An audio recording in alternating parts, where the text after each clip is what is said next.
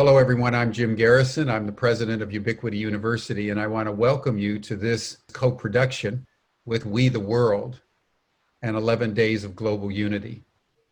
On May 22nd, Ubiquity and upwards of 400 partnering organizations from around the world convened Humanity Rising as an offering in the midst of the pandemic, so that every day people could come together and share their experiences as to how they were navigating through this quite extraordinary human event that has put virtually the entire human race in some form of lockdown and social distancing, and to take counsel together as to how we can more effectively have an impact on the world so that the future beyond the pandemic is more sustainable, more resilient, more abundant, more healthy, and in greater alignment with natural systems.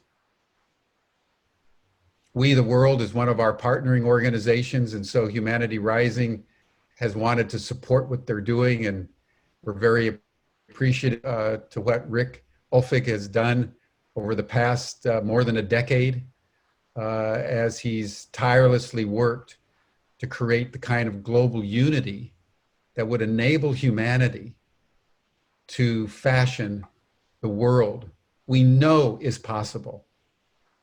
And we know our children under the fourth and fifth and sixth and seventh generations so richly deserve. So thank you everyone for joining us.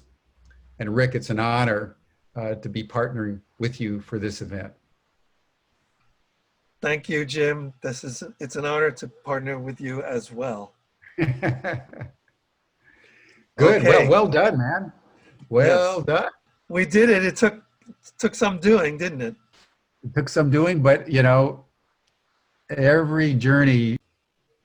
On May 22nd, Ubiquity and up 400 different partnering organizations from all over the world convened what we have been calling.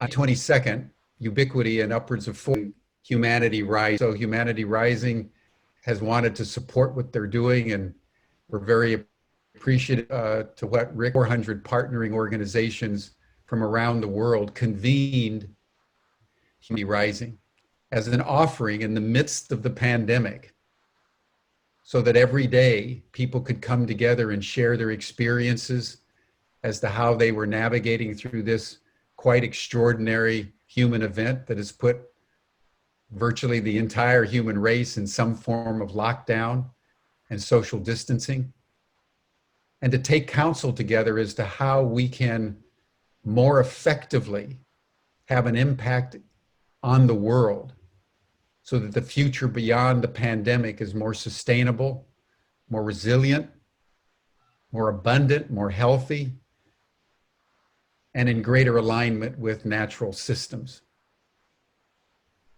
We the World is one of our partnering organizations, and so Humanity Rising has wanted to support what they're doing, and we're very appreciative to what Ulfik has done over the past more than a decade as he's tirelessly worked to create the kind of global unity that would enable humanity to fashion the world we know is possible.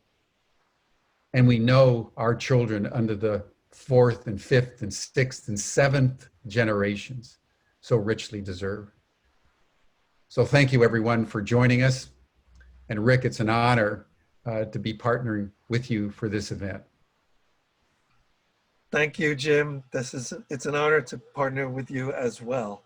And it's really been a pleasure working with you and Humanity Rising.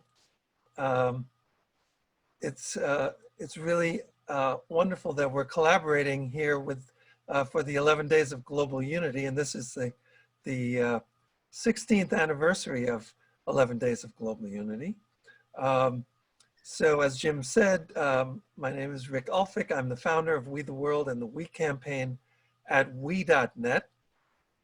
We the World is an international coalition building organization that creates and promotes programs, platforms, and campaigns to unite and amplify the efforts of change makers worldwide working for the common good. And by the way, I don't know if you can see Kermit up here on the bookcase behind me. Our dear friend and partner, Carol Hart, helped to launch Sesame Street more than 45 years ago. She worked closely with the 13 indigenous grandmothers, and we worked together on an urgent message from your children at weyourchildren.org. Unfortunately, she passed recently, and her life's important work and her fun-loving spirit live on. And Kermit helps us to kind of remember her and keep that balance in our lives. I just thought I would mention that. We are excited to open this 16th anniversary of 11 Days of Global Unity with this summit on the future of humanity. And we're also opening the Up Convergence, which will be followed by Peace Weekend, all during 11 Days of Global Unity, September 11th through September 21st, the UN International Day of Peace. And I am deeply honored and inspired to welcome today some of the most visionary thinkers and activists on the planet: Archbishop Desmond Tutu, Vandana Shiva, Audrey Kitagawa, Kahontakwas, Diane Longboat, and Yvette Tackie. There are some who believe humanity is at an inflection point. We are living through a confluence of multiple intersecting crises, including systemic racism, catastrophic inequality, climate disruption, the mass extinction of species, and the COVID-19 global epidemic. At the same time, because of communications technology, more people than ever are making their voices heard that another kind of world is actually possible, given the solutions on hand. The question is, will we learn what we believe, or what many of us believe is the central lesson of the epidemic, that our collective well-being depends on the well-being of each member of our societies, including the animals, plants, and ecosystems that we are a part of. This is the essence of a we-based culture. Can we heal the long-standing wounds that divide us in order to create a we-based society that prioritizes the common good? To talk about this, let's bring in our guests and let's find out what they feel is necessary for us to thrive as a global community, and what is their call to action. Let's start with Archbishop Desmond Tutu. Desmond Tutu received the Nobel Prize for Peace for his role in the opposition to apartheid in South Africa. Nelson Mandela appointed Desmond Tutu head of the Truth and Reconciliation Commission, which investigated allegations of human rights abuses during the apartheid era. Desmond Tutu has not only been a champion of human rights, he has also worked to stop global warming and climate disruption. And he, along with Jane Goodall and Deepak Chopra and many others, helped to launch 11 Days of Global Unity back in 2004. Thank you, Desmond Tutu. First, I'd like to express my gratitude to We the World for your continued coalition building work and activism, especially with 11 Days of Global Unity. Congratulations on this being the 16th anniversary. 11 Days of Global Unity has turned into a beautiful international movement with 11 campaigns that serve people and the planet. We're living at a time of great pain and uncertainty. The COVID-19 pandemic has afflicted millions of people and undermined economies around the world. It is painful to see how much my own country, South Africa, has suffered. The people who are most vulnerable have been harmed the most. Unfortunately, this is the case around the world. When will we realize that we are all one human family? When will we see that if one of us is hurt, we are all hurt? That is what a society based on we rather than me looks like. I am also concerned about the reaction by some to the recent protests in many countries about ending racism and inequality. The protests came about after we all saw the killing of George Floyd in the United States of America. Unfortunately, a small number of people have committed acts of violence and vandalism during the protests, which has been used by authorities and others to discredit the main message and the people who are marching and calling for change.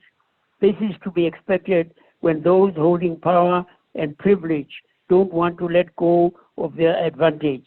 So I ask, when will empathy become valued in our leaders and institutions? If people and communities are crying out for change, when will those with privilege and power allow themselves to imagine what it is like to walk in the shoes of the oppressed? This is why truth and reconciliation may be one way forward. I understand that we, the world, has a proposal for truth and reconciliation hearings.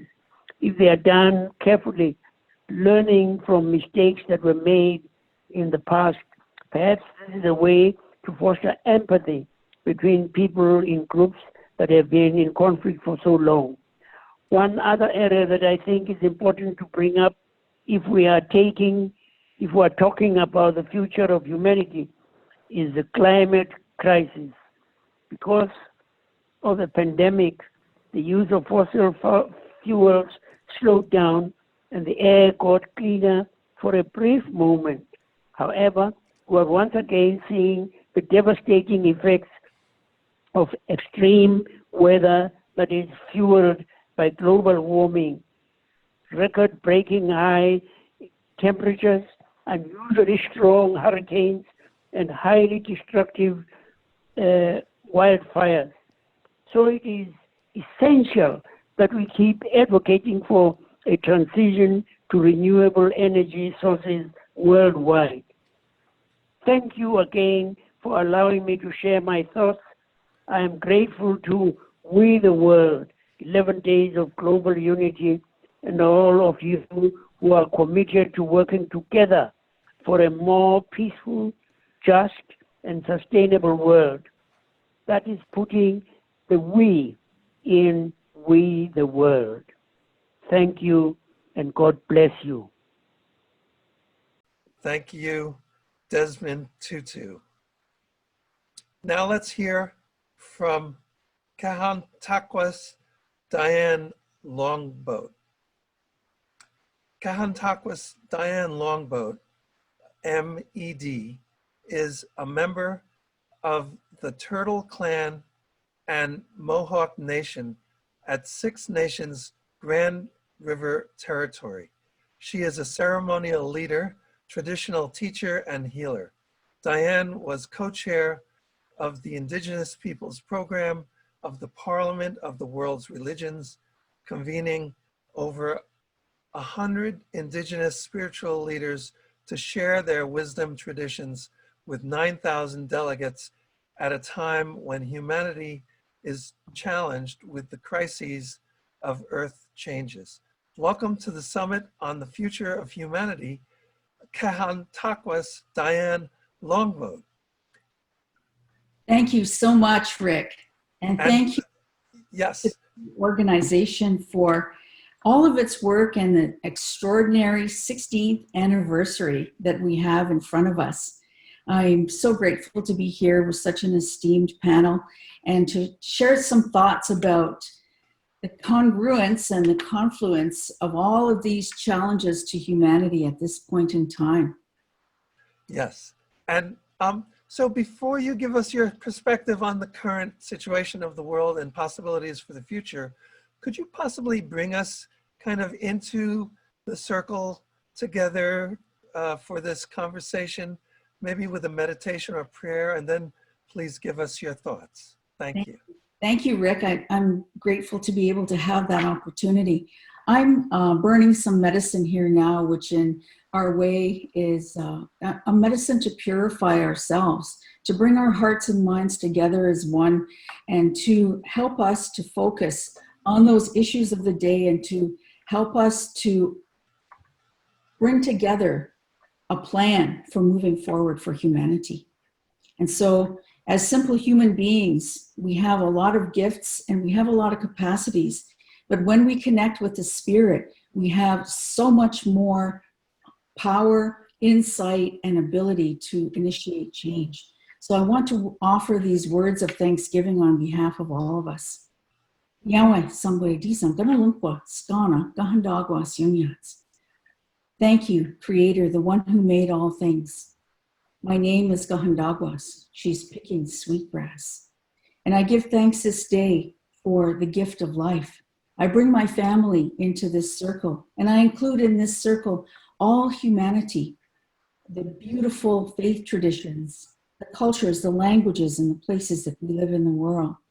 We give thanks this day for the mineral life that is underneath our feet, swirled together from the dust and the pollens in the most beautiful places in the universe to create this Mother Earth for us.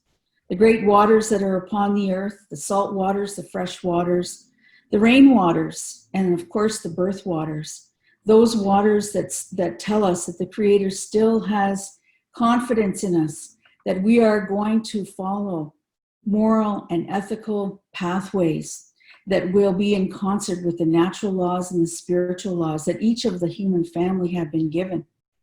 We honor the oldest form of life upon the earth, which is the plant life, the one that we turn to for our medicines, to restore ourselves and strengthen ourselves, and particularly our immune systems during this time of a great pandemic sweeping the face of Mother Earth.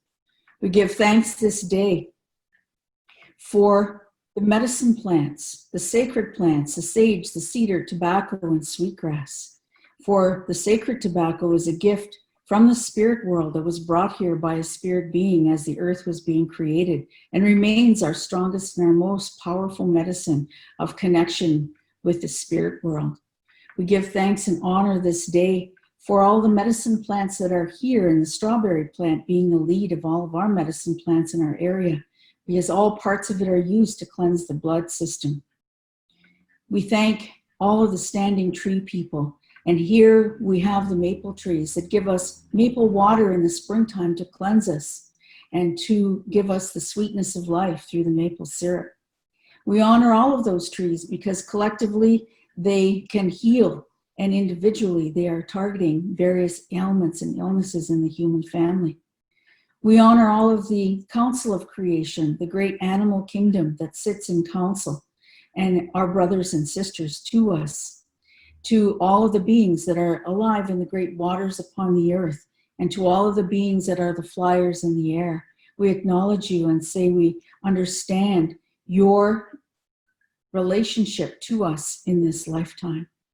We give thanks this day for the four winds, the grandfather winds that cleanse and refresh Mother Earth, and to all of the thunder beings that come and join us to bring us rain, to heal the land, to refresh and nourish the waters upon the earth, and to ionize and cleanse the air.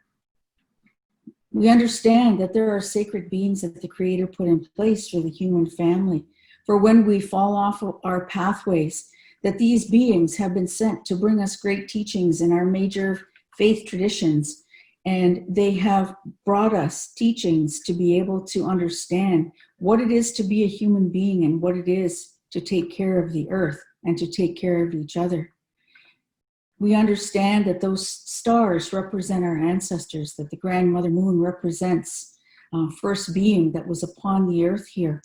She is female, and grandmother moon takes care of the female life, the continuance of fertility upon the earth, so that life can blossom and continue in all of its beauty. We honor that grandfather, the sun, who brings light and life to the world, for all things are made of sunlight. And to that great star formation that we call the Milky Way, we honor the Milky Way. It is a place where we will walk across in the time to come as our souls walk across that bridge to return to the place of peace where we were all created. Our ancestors are there. Their fires are burning. Their prayers are consistently offered for us, for they understand what it is to be a weak and an ignorant human being, to have only one drop of wisdom where the Creator has all wisdom. And those ancestors continue to pray for us. And indeed, many of them have been lowered here during this time of great challenge to walk with us and to guide us. We honor all of those spiritual beings that assisted the Creator at the time of creation. And those spiritual beings are the ones that bring us dream and vision and teaching and guidance. And to you, Sangwe Dison, I raise up my family now from the various parts of the world, from the beauty of all the original families that were created here. The red people, the black people, the yellow people, and the white people. The many cultures that have evolved from those original times, the rich heritage and traditions that we all carry. And I say to you, Sangwe Dison, this day, we will fulfill the prophecy of the four families coming together again. We will fulfill the prophecy that we will learn to live in concert with natural law and spiritual law. And so with these words, we commit our work here this day, for we are the ones that have been asked today to bring our thoughts, our minds, our hearts together. And we do that, honoring you, knowing that you are the great wisdom keeper. So with these words, we give thanks this day and say Nyawa. Thank you, Rick.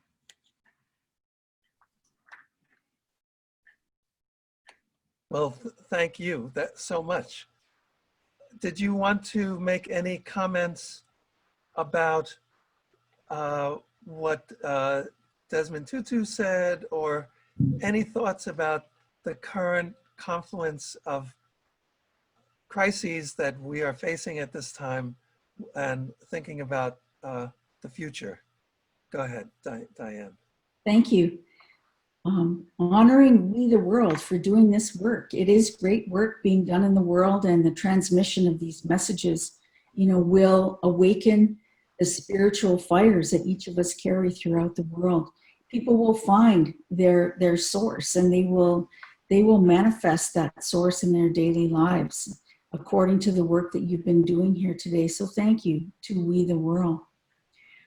I want to share with you a message that one of our elders shared with us, and that is the hurt of one is the hurt of all, that the honor of one is the honor of all.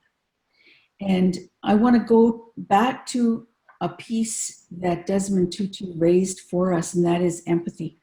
Empathy, that generous, kind heart. And I think we're at a point in our evolution as human family that we have to talk about a concept that comes from our people called Kaniko Rio, the good mind. That good mind is a mind that is connected to the Creator. It understands the sacredness of those original teachings that we were given as a people on how to take care of each other, how to resolve war and conflict, how to live peaceably with one another, how to share the land and all of its resources so that everyone has enough. Going back to that concept of the good mind, understanding friendship, understanding that when you have an understanding of natural law and spiritual law, you have peace. And I think as human beings that we have been told very clearly, and I remember this from the 1960s, being told by scientists that we are coming into a global climate crisis. They were pushed to the side with the knowledge that they had. no one wanted to really listen to them. There were so many other economic things that people were interested in post-World War II. So we were told many, many decades ago that this was going to evolve. Our scientists and our medical experts tell us that we were to expect another wave of a pandemic after SARS. And our spiritual leaders indeed told us in 2012 in my community that there was going to be a global pandemic and that it was going to affect the lungs of the people, that we were to get ready with the medicines that we had.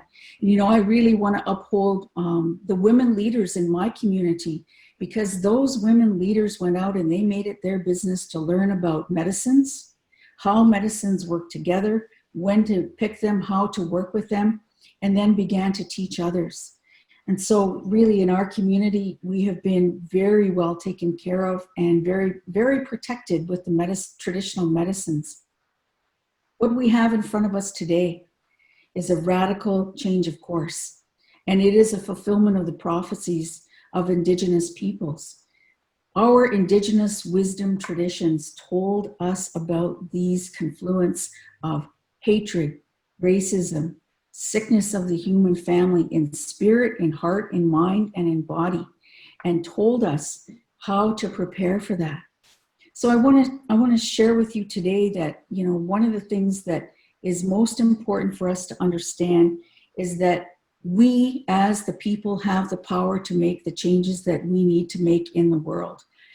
If you are waiting for your governments to make the changes, you will be waiting many, many lifetimes. This is our duty, our responsibility as human citizens in this planet to make the changes. We start with self, with family, with community.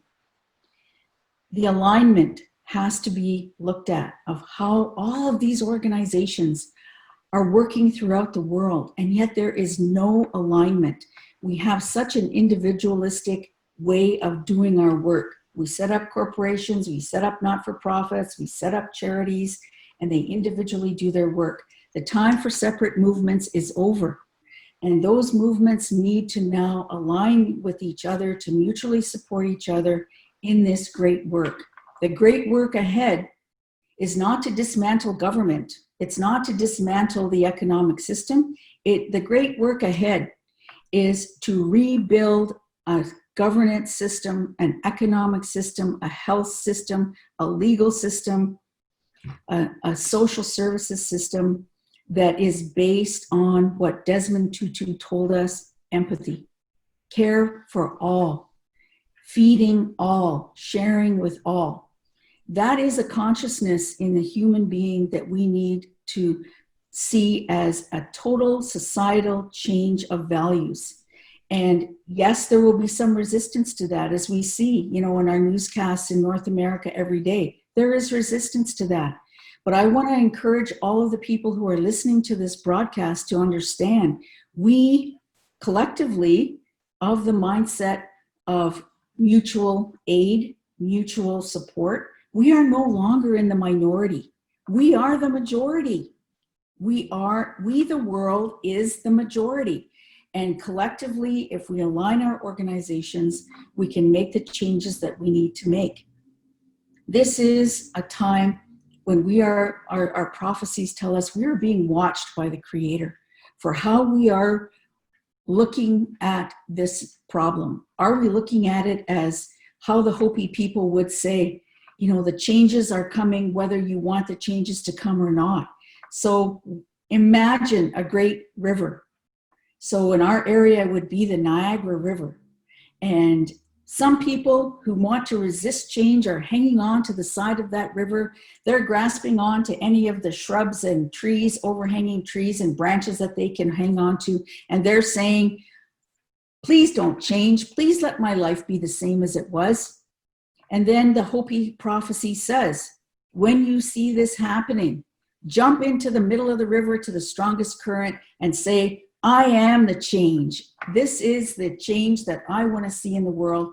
And I want to say to all of the speakers that are here today and our beloved Desmond Tutu, we prayed for this change. Honestly, did you not all pray for this change? I know I did.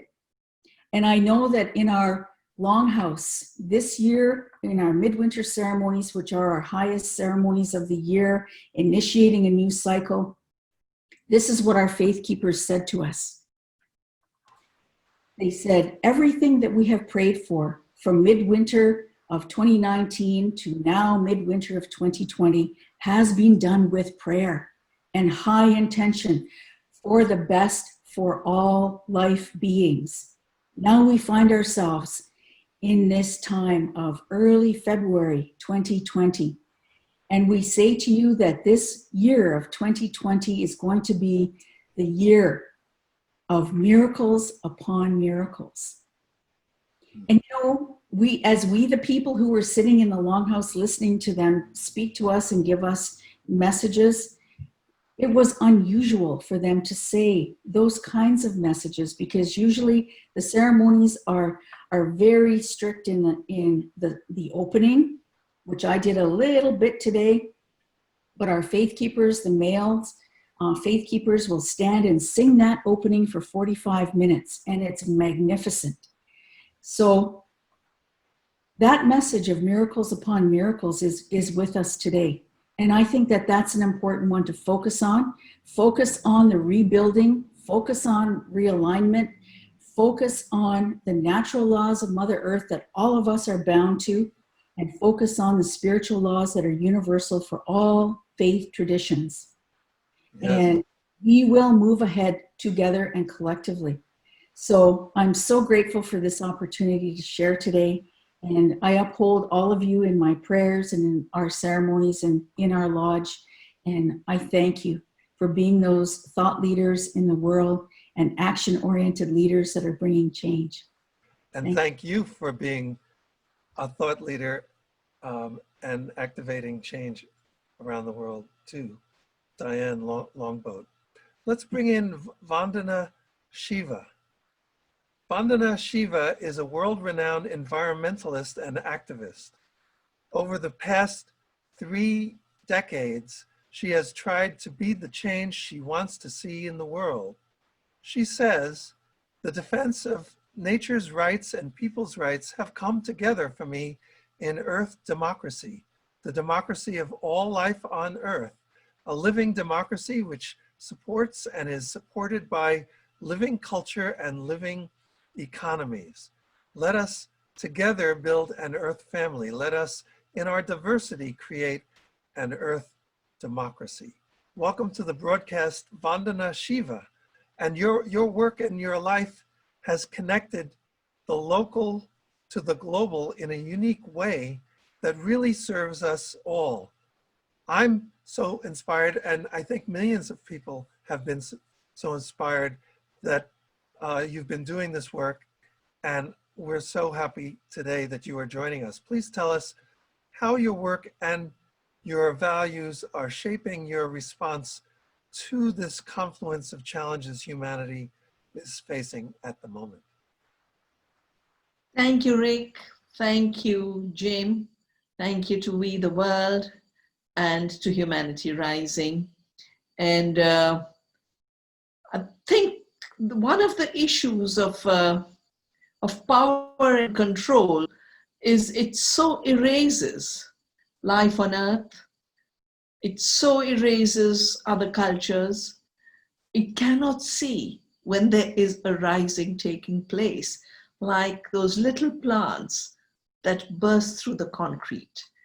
And I think everywhere the grass is bursting forth, because that is the nature of life. That is the urge of the human spirit.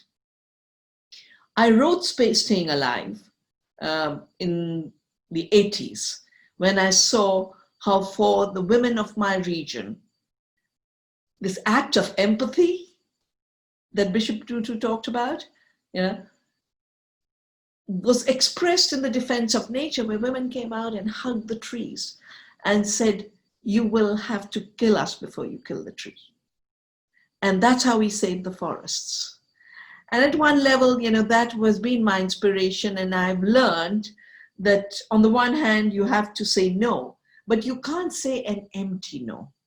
You have to say a no where you bring your love, your being, between the destruction and that which you love. And that's what my sisters of Chipko did. And in a way, that's what I've done for 35 years, to care for the seed, to actually address a crazy illusion that a seed is a machine invented by a few poison makers. And I was at a meeting where they said this in '87, and I said, here goes craziness one step more, insanity of power, of hubris. And I said, but you don't invent the seed. And the seed is not a machine. Seed is the continuity of life. And I'm going to do a Chipko of the seed.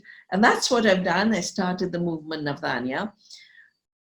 So it looks like what is happening is multiple crises are converging.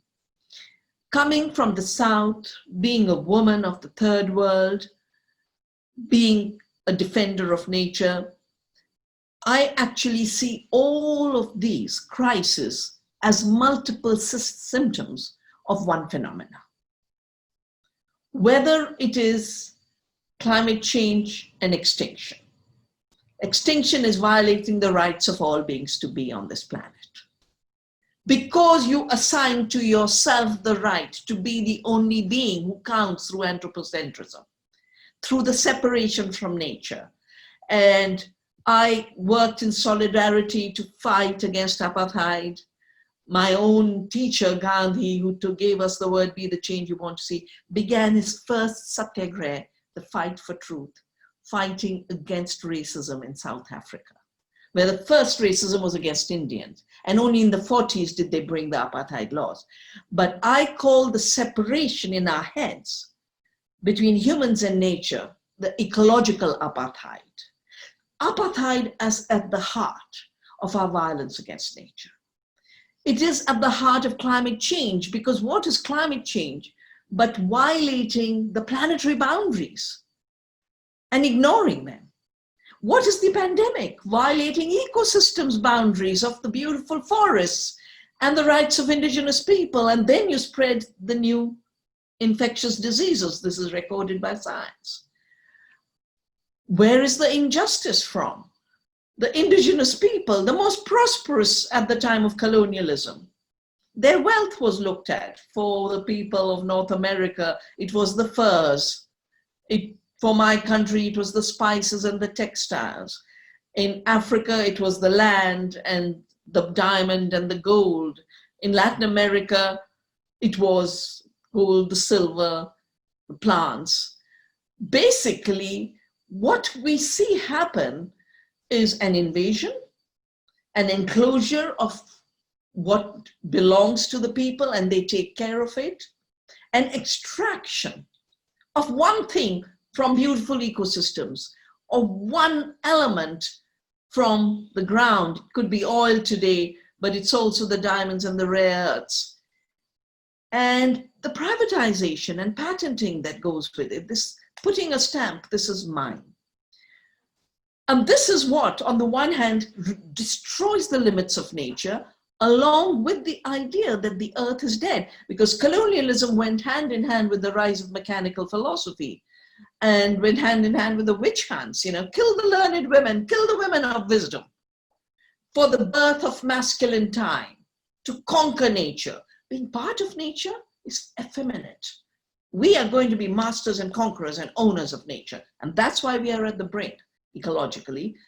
But when you appropriate resources and leave nothing for people, you will have poverty. When you do not allow people to grow their own food, you will have hunger. And when you create a food system based on extraction at every level, extracting genes from seeds and extracting money from peasants and patenting them, you have a crisis for the farmers. In my country, we've lost 400,000 farmers. So how do we overcome the inequality, and racism was a child of colonialism.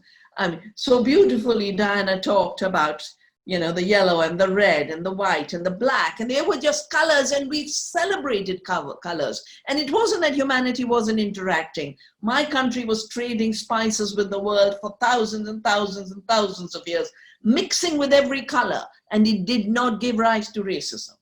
Racism was born with an extractive colonialism, a dominating colonialism, a colonialism based on commerce as war. And sadly, we define this as economy. Economy is taking care of our common home. Economy is the art of living. And I think one of the reclaimings we need to do is reclaim the economy from warfare. You know, colonialism was not about building an economy. They built nothing. They extracted. And they took away humanity of the indigenous people, saying you're not fully human. Therefore, you can be exterminated. The earth is alive. And every step we take must be with love and caution. That is following the natural law. For me as a scientist, is following ecological law. But part of that ecological law is the recognition that humans are part of the earth family. And because humans are part of the earth family, every human has a right to their share of living space, of the land, of the water, of their plants, of their knowledge, of their decision-making. And I see earth democracy as living democracy, working with the earth in co-creation and co-production, living economies, living democracy as a democracy of the earth, and us as part of the earth, taking instruction, taking permission, which is how indigenous people have always lived, which is why we didn't push our fish to extinction and our medicinal plants to extinction. We always took permission. We took permission from soil to farm her. We took permission from the seed to sow her. And this seeking permission goes hand in hand with the other side of closing the cycle, a gratitude and a law of return. An extractive system has no place for gratitude. It has no place for recognition of what they have received. And that's where the violence of racism and injustice and inequality comes from. And this is where we need to build living cultures. And living cultures grow from recognizing we are part of one earth, we share this earth with other beings, that everyone has a right to live on this earth. And this unity that we are celebrating today doesn't come from the top through sameness and uniformity and standardization and the monoculture of the mind. It grows from the ground up in diversity. So unity in diversity is the seeking we are all engaged in. Against a unity through coercion, through sameness, through bulldozing, treating diversity as a disease, treating difference as a threat. And I think some of the basic ontological definitions that occurred during the time of colonialism, in a strange way, this climax is making them irrelevant. And now we are at a fork where some people will coercively try and defend their control over the earth, their control of society. And on the other hand, there is a humanity rising. And every time I see a terrible storm, I say, well, the earth has always been rising anyway. We just ignored that she is alive, but our ignorance of her life didn't make her dead. She is very alive, and our partnership with the earth is the way to the future. Our co-creation and co-production in humility that we are just one among her trillions of species. And we need to play our role with responsibility, with care, with gratitude, with devotion. That's wonderful. Thank you, Vandana. Let's hear from Jamie Margolin. Jamie Margolin. Jamie Margolin is a youth climate activist and founder of This Is Zero Hour. Frustrated by the inaction of elected officials and the fact that youth voices were almost always ignored in the conversation around climate change and the profound impact that it would have on young people, Jamie started gathering several of her friends in the summer of 2017 to start organizing something big, something hard to ignore. So Jamie, can you tell us more about This Is Zero Hour? And of course, welcome to the broadcast. And please react to anything you've heard so far. And please give us your perspective on the big picture as you see it, and your message to people who are wondering where humanity is headed. Thank you, Hi, Jamie. everyone. Thank you so much for having me. And sorry, I'm late to the broadcast. I was having some technical difficulties, but now we figured it out and I'm here. I just want to thank what everyone has been saying before. I really agree with Dr. Vandana, Shiva, and I have been on a panel before last year. So it is great to see her again here, though virtually. It was last year before we all had to, before Corona times. I guess where I see the world headed is it's quite difficult because I've reached a point in my life where I'm kind of at a crossroads. I've been doing this work for not a long time compared to most people on the call. I've been doing it for 4.5 years since I was 14 years old. And I know that doesn't seem like a lot, I guess, in comparison to everyone, but I guess in my little life, I'm 18, so I've been doing it for 4 years of that, a little over 4 years of that, almost 5 years of that. It is a big chunk because it took away, all of my high school years, everything like that.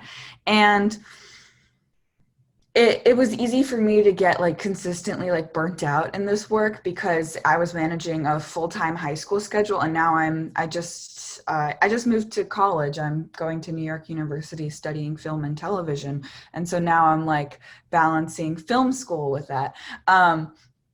So it's always been a struggle because I've never been a full-time activist, and I don't think I ever will be because that's just not my path.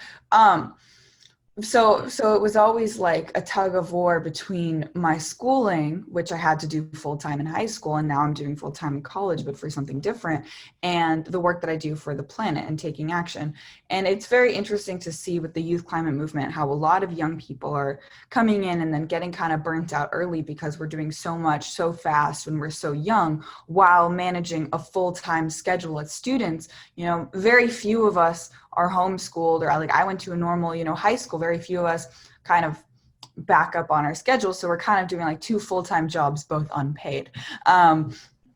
So I guess for me, I've been trying to learn how to balance my understanding that there is a huge ecological issue that we're facing, but then also understanding that there has to be some level of self-preservation in order for me to stay in this work. Before, I used to kind of ignore things about self-care. I'd be yeah, whatever, okay, we're in a climate crisis, there's no time for self-care, we got to go now. Look, everything's burning, everything's melting, let's go. But then I got burnt out several times, and I realized this whole self-care thing is actually quite strategic for the movement, because if we burn out, then we're not left here to fight. If everyone burns out, then there's no one fighting the fight. And the oil industry is quite literally a well-oiled machine. So they got enough money and people to just keep going and going. And if we let ourselves burn out, if we don't take care of ourselves as a movement, then we're going to be very weak up against them. So I started to, I guess what seemed counterintuitive was to start focusing on other aspects of my life and cutting back on some of the time that I was doing this work while still doing a lot of it. And I realized that I was able to be a lot more effective when I kind of took a deep breath and was able to fulfill other aspects of my life and then come back to this work in a much healthier way. So that's just some observations I've had of just some things I've been working on of how to interact with the movement in a healthier way that isn't extracting from myself like the oil industries extract from the earth. Because I had a very unhealthy relationship with how I worked. I was just I would be very tired and burnt out, but I'd still be taking for myself and taking and working. Which I realized was kind of treating myself the way a lot of folks treat the earth, which is kind of counterintuitive and hypocritical. So I learned to not do that. In more of the global sense, so that was just some observations I've had personally, but in more of the global sense, it is a very difficult time. I'm living in the United States, and we currently have a interesting president who is not doing anything right, and is currently, with the coronavirus, with the climate crisis, with everything, is absolutely disastrous. And I guess we've just really been focused. I've been really focused electorally on we have to get him out of there. We have to get him out of there. We have to get him out of there. So I've been working on that. And it's kind of hard for me to see globally, because I feel in the United States it's very interesting for me when I go to another country and then come back to the United States to kind of see how most other countries that I've been to kind of have a sort of sense of where they exist in the world and that they're not alone and that there are other people. But the United States has a very like exceptionalist, we are the only ones here kind of way of existing that I've always found very wrong. And so, you know, it's been very difficult for me to kind of view things on a global scale because I've just been so focused on all of our problems. We're horribly handling the coronavirus, horribly handling the climate crisis. There have been, you know, I just had a very traumatizing experience at a protest against police brutality because the day before yesterday, I attended a protest in Times Square, New York City, that a friend of mine had organized because another Black person had been murdered by the police here in the United States. And there's just so many names. And so I went to the protest and it was peaceful. It was great. Like, it was a very beautiful protest. But then right when we started to march, a car drove full speed through the crowd in Times Square, attempting to murder people. The police stood by like this, just watched, didn't chase the car, just watched in the middle of Times Square, New York, one of the busiest, most touristy places in the world. And then after that, you know, the organizers rallied, you know, checked to make sure everyone was safe, no one was injured. It was a miracle that no one got seriously hurt, but it was pretty traumatizing. And then, you know, at the end of the march, there was this car that kept circling and circling. We were kind of wrapping up. We were finishing up. There were some people finishing up speeches. I was just there to listen and be an ally to the movement. So I was just like listening to people talk. And then there was this black car that kept circling and circling and circling. And then I heard someone screaming, he has a gun, he has a gun. And so we ran for our lives into the subway system. And people were like banging, because some people didn't have their Metro cards. So the subway people had to like open up the doors and let everyone run in. And we caught the first subway out of there. And I guess like, that was 2 near-death experiences in one protest. So That's just a little sample of what is happening here and kind of how this violence is getting normalized. In both instances, the cops, they just stood by. They didn't do anything. They didn't bother to keep anyone safe, which I'm not surprised by at all. But it's just, I guess when you're asking me, how do I, you know, what's my global perspective? How do I think about the world? I'm just so bogged down with what's happening at home and all of these different issues. It's honestly hard for me to envision like what will our world look like? How will we get out of this when I just feel like I'm constantly like responding to an emergency? Oh, police brutality, respond to that. COVID issues, respond to that. Like, I feel like I'm just in rapid response mode to a bunch of issues kind of being thrown at me that I haven't properly had a chance to reflect of like how we're gonna get out of this, because I've just been in like dodging mode of like dodge issue, react to this. I've just been consistently reacting. So I hear you. And that's one reason why we have this panel today, so we can get together, perhaps come to how you know, take the local experiences and weave it together into maybe a global experience and a global call to action. And I want to thank you, Jamie, for bringing up the issue of burnout, because I think all of us on this panel have had to deal with that. And it's kind of like like you're saying, the equivalent between like the balance of nature, the balance of our individual lives is so important so that we can keep being effective activists. Did you want to say anything else? And then we'll move to the next. No, I guess like all I wanted to say is that, you know, now I'm trying to focus on, I think art is an incredible way to communicate a cause and to communicate for action. And I think art is like a universal language. So that's why I decided I've always had a deep love for movies and shows. And like, that's what keeps me going when the world is like too much. I immerse myself in that world. And so that's why I'm going to film school to like become, I truly believe that like art and film and media has the power to like influence the masses and like change people. So I decided, you know, initially a lot of people were like, oh, you should be a politician, but that doesn't bring me joy. And that's not how I see myself in the world. I see myself more as an artist who kind of helps shift the culture. And then there will other people who will you know, hopefully be the better politicians than the ones that we have now. Right. So that's just kind of the place that my life is going to, is that I'm studying film and television so I can help make those pieces of art that help change the culture for the better. Yeah, that's wonderful. And I think for me, the messages of the media become the fabric of our culture. So that is a very important way to go. In fact, I always say, be the media. We don't, you know, it's like be the change in the world, like be the media. If you don't like what you're seeing in the media, be the media. So thank you so much, Jamie Margolin. Let's hear now from Audrey Kitagawa. Audrey Kitagawa, JD, is chair of the Parliament of the World's Religions, president of the Light of Awareness International Spiritual Family, and a former advisor to the Office of the Special Representative of the Secretary General for Children and Armed Conflict at the United Nations. She is the recipient of the Spirit of the UN Award. Welcome to the broadcast, Audrey Kitagawa. It's wonderful to have you on this panel, both to help launch the 16th anniversary of 11 Days of Global Unity, and because the launch date, September 11th, is a significant date for multiple reasons, including for the Parliament of the World's Religions.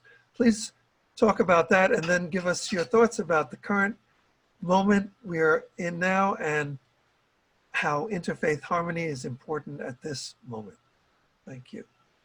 Thank you so much, Rick, and We the World for its annual initiative that your organization presents every year, the 11 Days of Global Unity. And it really brings together diverse constituencies around the world to share with each other and your wider audience about significant global issues. And I feel very privileged to be part of today's panel. The Parliament of the World's Religions is celebrating its 127th anniversary on September 11th, since its inaugural convening in Chicago, where Swami Vivekananda gave that resounding address calling for global unity. I want to share the beautiful words which he said from a childhood hymn at his speech during this inaugural convening. And it goes, "As the streams, having their sources in different paths, which men take through different tendencies, various though they appear, crooked or straight, all lead to thee." The speech that he gave is so relevant for the issues which we are discussing today, because it is really well worth hearing again. He said that the Parliament's inaugural convening was a declaration to the world of the wonderful doctrine preached in the Bhagavad Gita. And it says, "Whosoever comes to me through whatsoever form, I reach him. All men are struggling through paths which in the end lead to me." And that is a capital Me, the divine Godhead. He continued on saying, sectarianism, bigotry, and its horrible descendant fanaticism have long possessed this beautiful earth. They have filled the earth with violence, drenched it often and often with human blood, destroyed civilizations, and sent whole nations to despair. Had it not been for these horrible demons, human society would be far more advanced than it is now. But their time is come, and I fervently hope that the bell that tolled this morning in honor of this convention may be the death knell of all fanaticism, of all persecutions with the sword or with the pen, and of all uncharitable feelings between persons wending their way to the same goal. So it is very fitting that this seminal speech continues to survive through the eons of history, because it serves as a perpetual reminder that we must ultimately remember that we are traveling on a sacred journey that leads us to the awakening of our eternal union with the divine. So with respect to the specific issues raised today on the COVID pandemic, on racism and climate, I would like to share the importance of the Parliament's work in these three areas.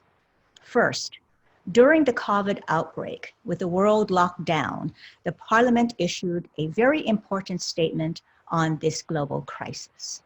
We expressed our gratitude first to the first responders and medical professionals for their courage and dedication. We asked that we all be mindful not to behave in ways that would put others at risk. We asked for all of us to protect and care for one another, which is what communities of faith are called to do as fundamental to the teachings of sacred scriptures that always guide us to care for those in need.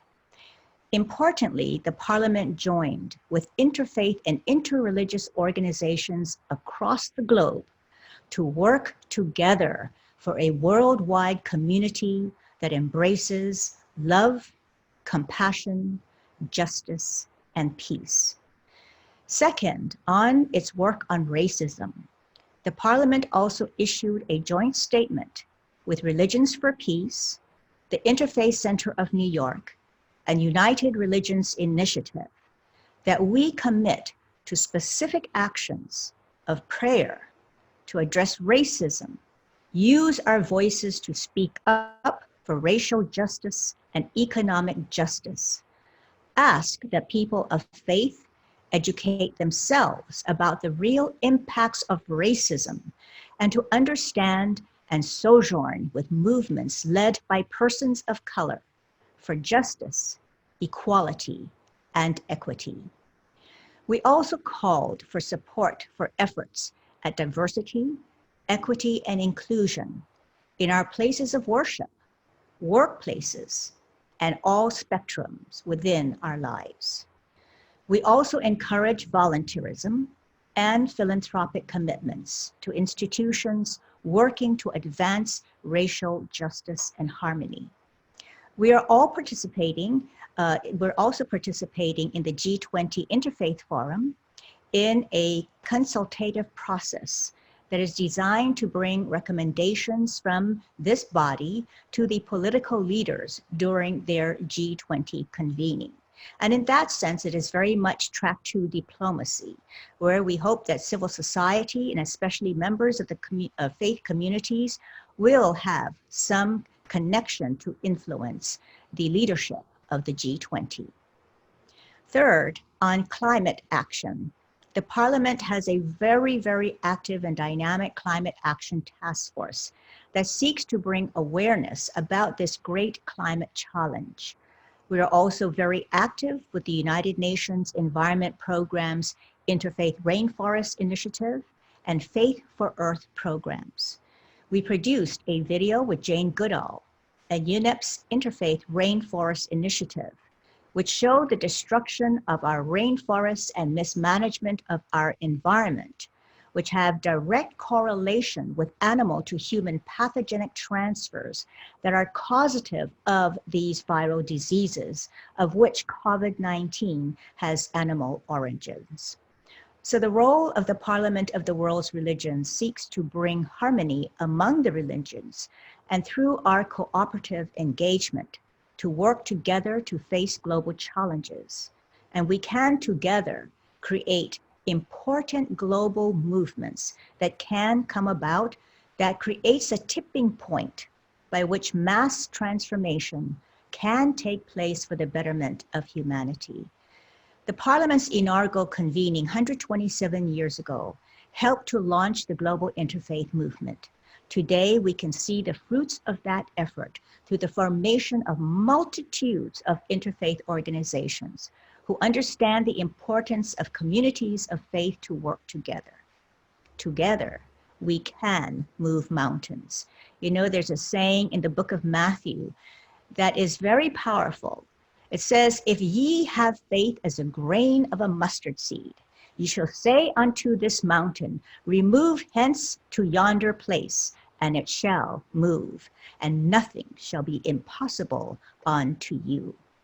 So let us develop the faith ever more deeply, knowing that it is this faith, coupled with our good actions, that will help to create global transformation. So thank you so much. Thank you. That's so beautiful. And let's now bring in our final guest. Yvette Tackie is the Business Development Regional Manager of Middle East and Africa, ASEC, the largest youth-led organization in the world, present in over 100 countries, 120 countries and territories. With an academic background in nutrition and science, Yvette has 4 years of active participation in youth development and empowerment, tackling the Sustainable Development Goals towards economic empowerment. Welcome to this summit, Yvette Tackie, and please react to anything you've heard so far, and please give us your perspective on the current moment we are in and your response to it. Thank you. Thank you so much, Rick, and thank you to everybody for being here. I'm really, connected with a lot of the things that Dr. Vandana, Audrey, Diane, and Jamie have all mentioned, because these are things that for me as a young person, I'm sure Jamie also can relate, that we face every day in our lives. The world is changing at an exponential rate. I think it has been for a very long time, but we just refuse to see it. And we need certain things. It's taking certain actions, certain catalysts to happen before we've been able to realize that the world is falling at a very, very fast rate. So I joined ASEC when I was in university. And even though I'd been in leadership for a while, that wasn't the kind of leadership that I was exposed to or I had been, working in. So joining the organization gave me the opportunity to broaden my horizon, to broaden my mind, to open my mind to see that I'm not just the only person in this world. There are other people who live, and see the amazing things that young people are doing. So ASEC started in 1948 after the Second World War. And 72 years down the line, we have tried consistently in every aspect of our operations and whatever we do to empower young people to develop their leadership potential, because we believe that young people are the future of the world that we want to see. But for the very longest of time, for the last 72 years, we've done so much by trying to get people internship opportunities, to give them the avenues to develop their leadership styles, career development and all of that. I personally moved to Tanzania the last 3 years from Ghana to also contribute to that. And I've seen so many things, and it makes me realize what is our definition of leadership?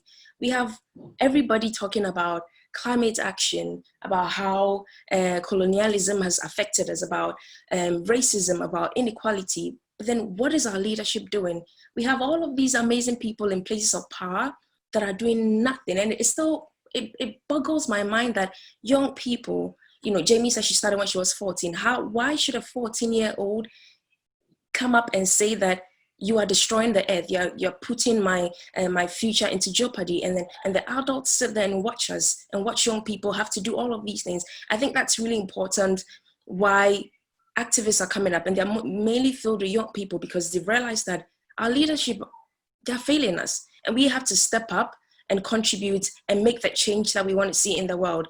So for me, when it comes to the issues of racism and inequality, I'm really sad to say that I've had to experience it. I've had to experience racism for me to be able to understand what other people in other parts of the world go through. If you discriminate against somebody just by the color of their skin, then there's no humanity anymore.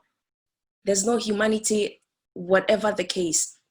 And I think that this is the time that leadership is really, really important, from people of the highest levels to young people down the line. How are we training or changing society to tend to look at people and embrace diversity? I think it was Diane and Dr. Vandana that spoke about, embracing diversity, embracing different people, yellow, black, red, white people. We are all the same. We all bleed red. And I think that it would take a very strong leadership for us and for every individual to renew their mind, be empathetic, and understand how other people live, because that's the only way that we can save humanity at this point in time. I really don't know what else we can do. If you're not empathetic, we don't embrace diversity, we don't understand that regardless of our skin color, we all bleed blood. That's the basic fact. And I think that racism has existed for a very long time, you know, and it has to take certain actions for us to see. And I want to believe that the world will move forward, you know, change will come, but it will take all of us, you know, to start the change from ourselves, in our close circles, in our communities, in our countries, and then technically it would happen in the world. So that's really what I think about the things that are happening in the world today. Yes, so thank you, Yvette. I think we can take just like a minute each to go around and say your final message, like what would you like to, or what is your call to action to people who are watching this now, and then we'll finish up. Can we go to Diane Longboat? Thank you, Rick. I would say my call to action to the people of the world is to understand your ancestral lineage and to embrace who you are today, how the Creator made you today, and understand that each of us in that ancestral lineage have repairs to do because of the challenges that we've gone through as a human family over the millennia. And until we make those repairs in our ancestral lineage, we can't move forward. And I think that's where we find ourselves really stymied today with the oppressive nature of these global issues. But the ancestors have the answers that we are waiting for. We need to open ourselves up to the ancestors and to embrace them and to say, guide us on that new way forward. Thank you. Thank you.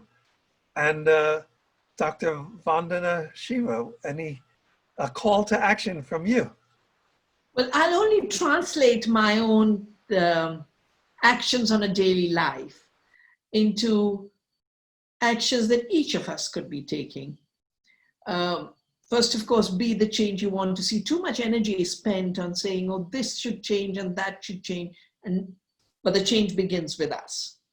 The second is the big change we need in our time is decolonizing our minds from the assumption that the earth is dead, that some people are inferior and some are superior, and recognizing that we're all members of the earth family, all beings are our relatives, and the human family itself with its diversity of faiths and cultures and colors and genders is also one human family.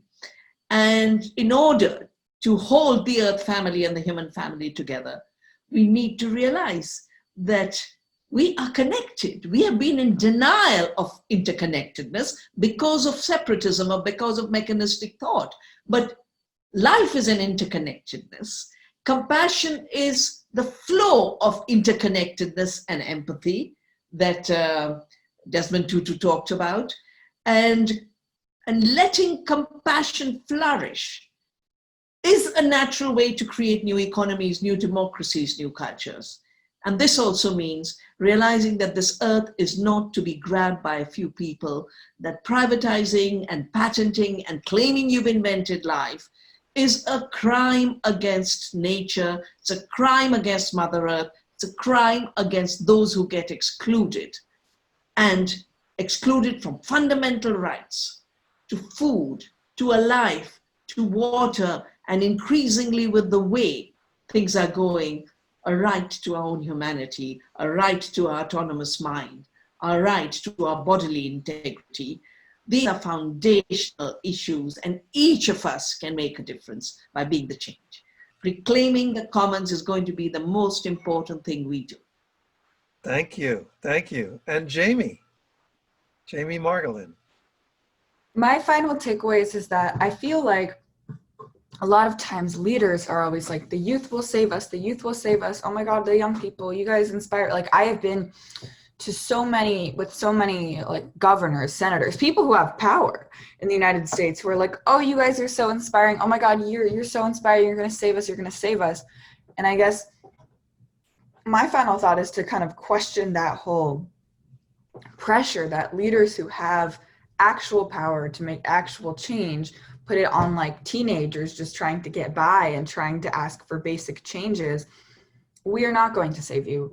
The young people are demanding change with what the resources we have, which is not much. We're asking for change, we're demanding change, but in the end, right now, it's not on us to be like, we physically can't, you know, pass the laws, make the budgets, do all of the stuff that a lot of politicians can. We can take action, but I find it very infuriating when politicians who are in this position of power, who already have all of the resources they need to make all of the changes they could possibly want, still decide to sit atop their thrones and put it on teenagers begging them to take climate action. And the thing with climate change is that it's not like there's a eternal, like we can just wait forever. We're under a timeline here. So by the time I'm old enough to be in that position of power, it's going to be too late in terms of cutting emissions, in terms of taking all of this action. So I'd really say I'd want us to get rid of that mindset and to get rid of that that way of thinking about youth activism. Youth activism is young people using our voices and our power to do whatever we can with what we have. But that doesn't mean that just because we're taking action, leaders can kick back and do nothing and let us clean up their mess. I'd also love to say, for people who are watching who love to like stay in touch with me or stay in touch with the work that I do, you can reach out to me on social media. I'm Jamie Margolin on Facebook, Instagram, Twitter, or TikTok. So if you want to like continue the conversation, send me a question, reach out, or anything like that, you can reach out to me then. I also recently wrote a book called Youth to Power, Your Voice and How to Use It, which is a guide to being a young organizer for any cause. I wrote this book because young people were constantly asking me, how do I take action? I really want to take action. I really want to take action on climate and other issues. And I keep answering their questions, but then they keep coming back with more. And so I decided, okay, I need to like make this into a permanent thing. So that's why I wrote this book. It has a foreword by youth climate activist Greta Thunberg. And I pretty much just walk you through all of the steps. And it's useful for adults too. So if you want to order the book, you can go to www.youthtopowerbook.com or find Youth to Power at your local bookstore. I worked really hard on the book and it just came out. So I wanted to tell people that that resource exists as well. I hope that you will reach out to me and we can continue this conversation. Beautiful. Thank you. Thank you so much, Jamie. And let's now go to Audrey Kitagawa for your final thoughts and call to action. Thank you so much, Rick. And my call to action will be one, that we have to take personal responsibility to see how we must change as individuals and to never be afraid to turn that searchlight inward and to do the ceaseless, fearless self-examination to see how we must change and to develop our spiritual lives so that we may live more fully and develop more fully our hearts of compassion, love, and loving kindness. And I had a beautiful and loving spiritual mother who said, God is love. If we believe that God is love, then the actualization of the living reality of God in our daily lives, in the seeming ordinariness of daily life, is to bring that reality through every loving thought, word, and action. And this, we have opportunities to do so every moment that we live. And next is the important Sanskrit word that I try to live by, and that is Seva. And Seva is selfless service. So this is a way in which we can drop selfishness, self-centeredness, self-absorption, and to really serve others without any expectation of reward, compensation, or self-aggrandizement. So it is a selfless, unconditional giving. And also importantly is to have gratitude for this gift of life, for the daily opportunity to put into practice these loving thoughts, words, and actions in every moment that we live. And this, opportunity is represented in this beautiful passage from the book of Matthew that says, I was hungry, you didn't feed me. I was thirsty, you gave me nothing to drink. I was naked, you didn't clothe me. I was in prison and you did not visit me. And so this is a simple expression of a call to see the divine in each person that has come into our lives and to give us the opportunity to serve with deep gratitude for the privilege to do so. For that person is you, and there is no separation. My spiritual mother often said, there's only one power in the universe, and that power is God. So when we remember that all of life is sacred and comes from that divine source, may we live honoring and respecting that sacredness of life. So thank you. Thank you, Audrey. And Yvette, what's your call to action? Yeah, I mean, Desmond Tutu said something in his statement. He said that the world has become a place where it's based on me rather than us. And we fail to understand that when our fellow humans hurt, we hurt as well.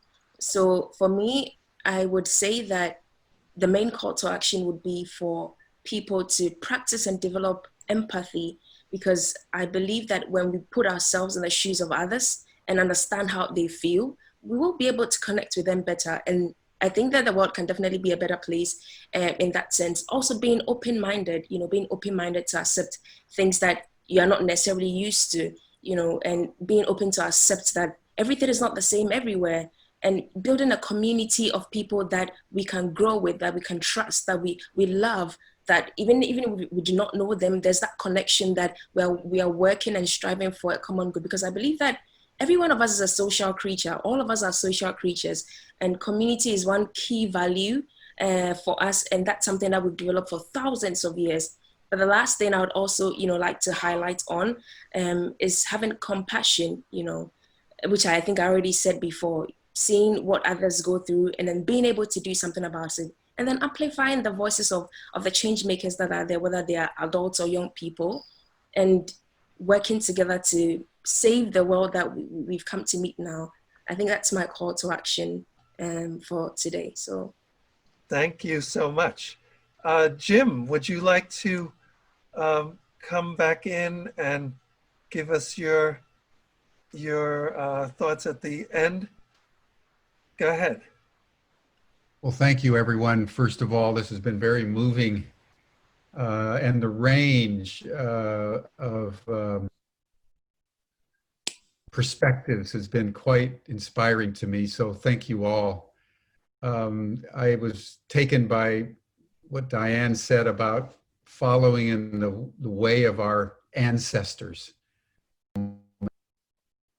and to understand that we were born for this moment. The earth has brought us into conscious awareness at the most critical time in our relationship with the mother. And each of us has a role to play. And in that regard, I was very struck, Jamie, by your statement around youth. We can't put this all on the youth. It's true at one level that this next generation is ground zero. I have two sons, 28 and 30 years of age, and their generation are going to reap the whirlwind of all the things that we have left undone. And at the same time, the pandemic has left no neutral ground for anybody of any age, any ethnicity, anywhere in the world. We're all being called to account, every single one of us, young and old, rich and poor, east and west. All of us now have to come together in the spirit of global unity. That's why we called our initiative Humanity Rising. I think, given what Vandana Shiva said about how everything is coming together and everything is a manifestation, almost like fractals. You know, we can't just sit around and wait for anybody, any government, any institution to save us. We need to understand that every time we make a choice, we have the option of saving ourselves and all of humankind. And it comes down to every choice that we make every day about what we eat, what we buy, who we support, how we vote, how we live, how we do our jobs. All these decisions coming together, in my view, consciously, with conscious awareness of what's at stake moment by moment, is the anvil upon which human destiny will be determined.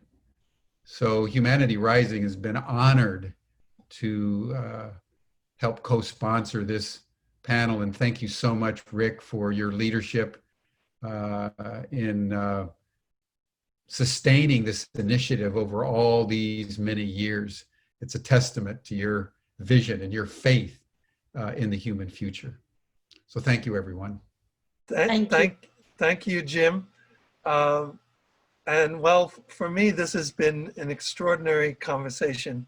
I want to thank all the speakers and, of course, Humanity Rising, Unity Earth, and the Sign Network for all your partnership with 11 Days of Global Unity, and the Caravan of Unity, the Upconvergence, and Peace Weekend, all working with We the World to create an extraordinary time in September of 2020.